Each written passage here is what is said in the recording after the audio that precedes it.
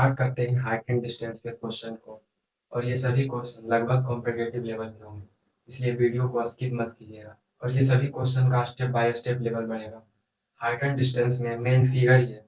अगर फिगर बन गया तो आंसर लाना कोई बड़ी बात नहीं, इसलिए इसमें फिगर ही मेन है। देखते हैं पहला क्वेश्चन से। पहला क्वेश्चन क्या कह रहा है? समतल भूमि पर किसी बिंदु P से एक मीनार के शीर्ष का उन्नयन कोण 30 डिग्री है।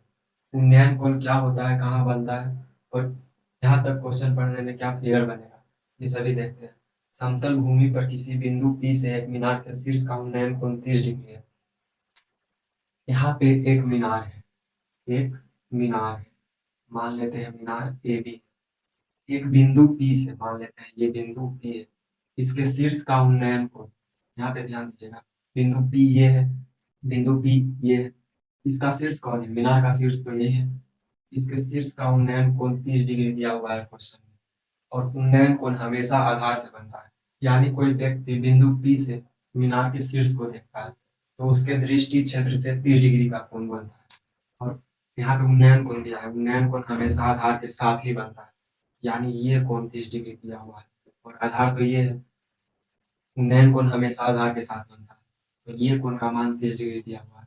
आगे बढ़ते हैं। यदि मीनार 110 √3 मीटर ऊंची है तो मीनार के पास से बिंदु P की दूरी ज्ञात है। ये 110 √3 मीटर, यानी ये भी मीनार की ऊंचाई 110 √3 मीटर है, तो हमें ये निकालना है पीवी या पीपी। इसको मान लेते हैं एक्स, बी से पी तक की दूरी एक्स है। यहाँ पे थीटा का मान दिया हुआ है 30। अगर टेन थीटा से चलते हैं तो लंब बटा आधार, और आधार ही हमें निकालना है। और टेन थीटा, थीटा की जगह तो कौन होगा, कौन का मान 30 डिग्री दिया हुआ है, यानी टेन 30 डिग्री से चलना होगा। टेन 30 डिग्री का मान 1/√3 बराबर लंब बटा आधार। लंब कितना है? 110 √3। आधार कितना है? एक्स, आधार तो एक्स ही है, और एक्स का मान ही हमें निकालना है। एक्स बराबर हो जाएगा 330 मीटर। 110 तो ये है, √3 से √3 को गुना करेंगे तो 3, और 110 गुने 3 बराबर 330, यानी ये 330 मीटर है। बिंदु P से B तक की दूरी 330 मीटर है। आगे क्वेश्चन पढ़ते हैं। जैसे जैसे क्वेश्चन आगे बढ़ेगा उसका लेवल भी बढ़ता जाएगा। 30 मीटर ऊंचे पेड़ की जमीन पर निर्मित छाया की लंबाई 10 √3 मीटर। सूर्य का उन्नयन कोण ज्ञात है। यहाँ पे उल्टा दिया हुआ है, यहाँ पे लंब और आधार का मान दिया हुआ है और थीटा हमें निकालना है। यहाँ पे 30 मीटर ऊंचा पेड़ है, मान लेते हैं ये ए बी पेड़ है जिसकी ऊंचाई 30 मीटर है। ये भी पेड़ है जिसकी ऊंचाई 30 मीटर है, और इसकी छाया 10 √3 मीटर है। इसकी छाया इधर कब बनेगा? जब कोई प्रकाश स्रोत यानी सूर्य इधर रहेगा, सूर्य इधर रहेगा तभी तो इस पेड़ की छाया इधर बनेगा। जैसे ये स्केच है, इसकी छाया इधर कब बनेगा? जब इधर से कोई प्रकाश स्रोत रहेगा, यानी ए बी की छाया है 20 मान लेते हैं, जो 10 √3 मीटर है। तो उन्नयन कोण क्या है, यानी ये कोण हमें निकालना है, उन्नयन कोण। ये कोण निकालने के लिए लंब दिया है, आधार दिया है, एकदम जस्ट इसका उल्टा, पहला वाला का उल्टा, थीटा हमें निकालना है। टेन थीटा से चलते हैं क्योंकि लंब और आधार दिया है, लंब और आधार टेन थीटा में ही आता है। लंब बटा आधार 30/10 √3। टेन थीटा बराबर होता क्या है? लंब बटा आधार। लंब 30, आधार इतना, इसको काटेंगे तो आएगा 3, और 3 में √3 से भाग देंगे तो ये आ जाएगा √3। और टेन थीटा में √3 किसका मान है? टेन थीटा में √3 टेन 60 डिग्री का मान है। √3 बराबर टेन 60 लिख सकते हैं, और कंपेरिजन करेंगे तो टेन से टेन खत्म, और थीटा बराबर 60 डिग्री। यहाँ पे टेन से टेन कटेगा नहीं, सिर्फ कंपेरिजन होगा, इसलिए थीटा बराबर 60 डिग्री, यानी ये कोण 60 डिग्री का है। अगला क्वेश्चन पढ़ते हैं। 25 मीटर लंबी सीढ़ी का पाव इमारत के आधार से 7 मीटर की दूरी पर है। यानी यहाँ पे कह रहा है कोई इमारत है जिस पर एक 25 मीटर लंबी सीढ़ी लगी हुई है।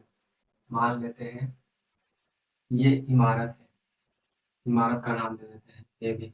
इस पर कोई 25 मीटर की लंबी सीढ़ी लगी हुई है, 25 मीटर की लंबी सीढ़ी लगी हुई है, इसको मान लेते हैं ए सी। और ये दूरी दिया हुआ है, 25 मीटर लंबी सीढ़ी का पाव, यानी ये इमारत के आधार से 7 मीटर की दूरी पर है। इमारत का आधार तो यही है, इसके आधार से 7 मीटर की दूरी पर है, यानी कहीं ना कहीं ये दूरी हमें दिया है 7 मीटर। यदि सीढ़ी का शीर्ष 4 मीटर फिसल जाता है तो सीढ़ी का पाव कितनी दूरी खिसकेगा? यहाँ पे क्वेश्चन बोल रहा है यदि सीढ़ी का शीर्ष 4 मीटर नीचे खिसक जाता है, जैसे ये अभी मान लेते हैं ये सीढ़ी है, अगर ये इधर खिसक जाएगा 4 मीटर तो ये दूरी कितना बढ़ेगा। यानी मान लीजिए सीढ़ी यहाँ तक खिसका है, सीढ़ी यहाँ से यहाँ तक खिसका है, ये 4 मीटर है, यहाँ से यहाँ तक इसको मान लेते हैं ई, ये दूरी 4 मीटर है क्योंकि ऊपर से नीचे ये 4 मीटर खिसका है, तो ये दूरी हमें निकालना है, ये दूरी इसको मान लेते हैं एफ, ये दूरी निकालना है हमें सी एफ, क्योंकि जब 4 मीटर ये नीचे खिसकेगा तो इसका आधार तो इससे दूर जाएगा ही, तो मान लेते हैं इतना दूर गया है और इसी का मान हमें निकालना है, और इसमें कोई थीटा का मान नहीं दिया हुआ है। यहाँ पे ध्यान दीजिएगा, एसी की लंबाई और ईएफ की लंबाई तो सेम ही होगा, क्योंकि एसी भी वही सीढ़ी है और ईएफ भी वही सीढ़ी है, बस खाली ये 4 मीटर नीचे खिसक गया है, तो ये भी तो 25 ही हो जाएगा। ई से एफ तक 25 और ए से सी तक ये भी तो 25 ही हो जाएगा क्योंकि वही सीढ़ी है।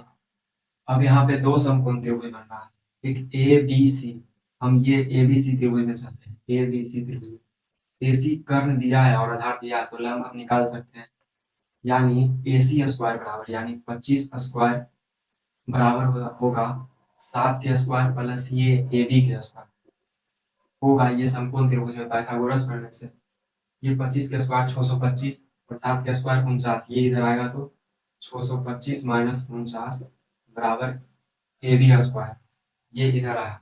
अब 625 में से 49 घटाएंगे तो बचेगा 576 बचेगा, 625 में 49 घटाएंगे और ये इधर स्क्वायर में उधर जाएगा तो रूट में 576, ये कितना निकल गया 24, ये पूरा निकला ए से बी तक की दूरी 24 और ये 4 है, ए से ई तक की दूरी 4 है और ए से बी तक की दूरी 24 है, तो ई से बी तक की दूरी 20 हो जाएगा क्योंकि ये 4 ये 20, तभी तो ये पूरा मिलकर 24 हुआ।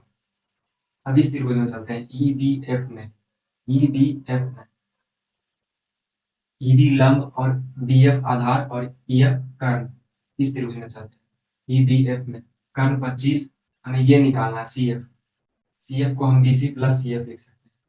यहाँ पे समकोण त्रिभुज में ये भी वही होगा, 25 के स्क्वायर माइनस 20 के स्क्वायर बराबर हो जाएगा इसका स्क्वायर, यानी 7 प्लस सी एफ का स्क्वायर, ये हो जाएगा और ये सी एफ हमें निकालना है, तो 25 के स्क्वायर 625 और 20 के स्क्वायर 400, 625 में 400 घटाएंगे तो 225 बचेगा और ये इधर स्क्वायर में इधर आएगा तो अंडर रूट में 7 प्लस सी एफ, 225 किसका स्क्वायर है 15 का, ये 15 हो जाएगा और ये 7 इधर आएगा तो माइनस में सी एफ, इसलिए सी एफ बराबर कितना हो जाएगा 8 मीटर, 8 मीटर, यानी ये 8 मीटर है, यानी जब ऊपर से सीढ़ी 4 मीटर नीचे खिसका तो ये आधार 8 मीटर बढ़ गया।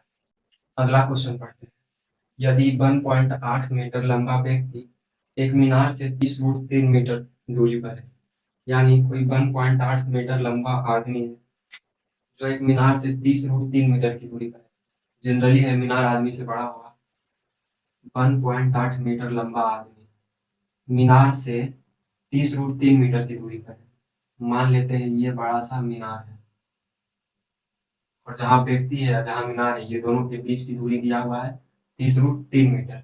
यदि उसके नेत्र का मीनार के शीर्ष का उन्नयन कोण 30 डिग्री है, 30 डिग्री है, इसका नेत्र यही होगा क्योंकि ये सबसे ऊपर होगा, इसके नेत्र से मीनार के शीर्ष का उन्नयन कोण 30 डिग्री दिया हुआ है और उन्नयन कोण हमेशा आधार के साथ बनता है, तो यहाँ पे एक 36 बनाना पड़ेगा, यानी ये बराबर होगा इसके, ये भी 30√3 होगा, ये जितना होगा ये भी उतना ही होगा और कोण 30 डिग्री दिया हुआ है क्योंकि इसके दृष्टि क्षेत्र से मीनार के शिखर का उन्नयन कोण 30 डिग्री दिया हुआ है।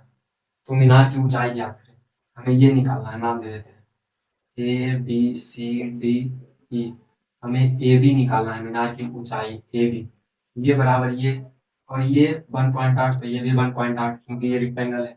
अब सिर्फ हमें ये निकालना है, तो ये निकल जाएगा तो ये इसमें जोड़ देंगे तो पूरा ए बी निकल जाएगा। यहाँ पे थीटा का मान 30 डिग्री और ये आधार और लंब हमें निकालना है, तो tan थीटा से चलना पड़ेगा 1/√3, 35 डिग्री का मान ए सी बटे 30√3, ए सी बटे 30√3, √3 से √3 खत्म, ए सी बराबर 30 निकल गया, यानी ये 30 निकला, ये 30।